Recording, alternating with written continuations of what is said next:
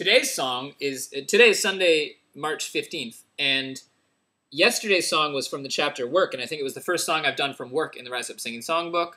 Today's is going to be the second. It's Joe Hill.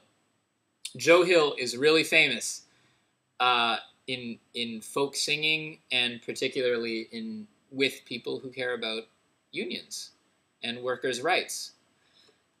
There's a whole story to Joe Hill that you want to learn about, and I'm not gonna paraphrase it for you now, except that Joe Hill organized back in the early part of the 20th century.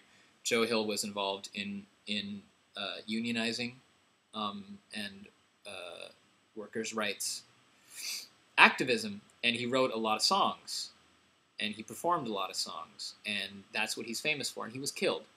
And I believe that it's pretty much undoubted that he was killed by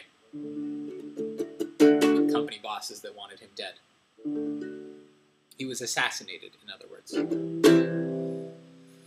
I dreamed I saw Joe Hill last night, alive as you and me. Says I, but Joe, you're 10 years dead. No, I never died, says he. I never died, says he.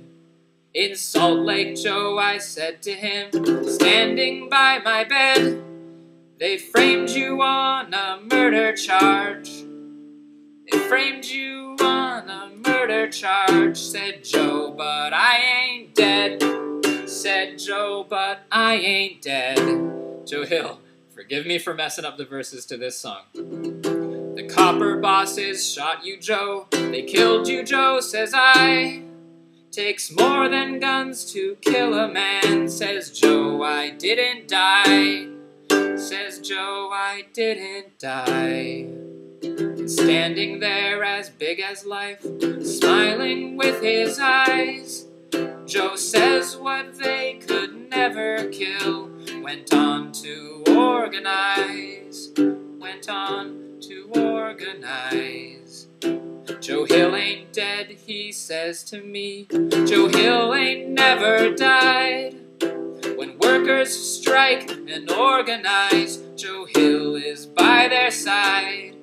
Joe's always by their side. From San Diego up to Maine, in every mine and mill, where workers stand up for their rights, it's there you'll find Joe Hill. It's there you'll find Joe Hill. That's the song, and that's how it goes. You may have seen me. It's there you'll find Joe Hill. Oops, that's a D. It's really a C.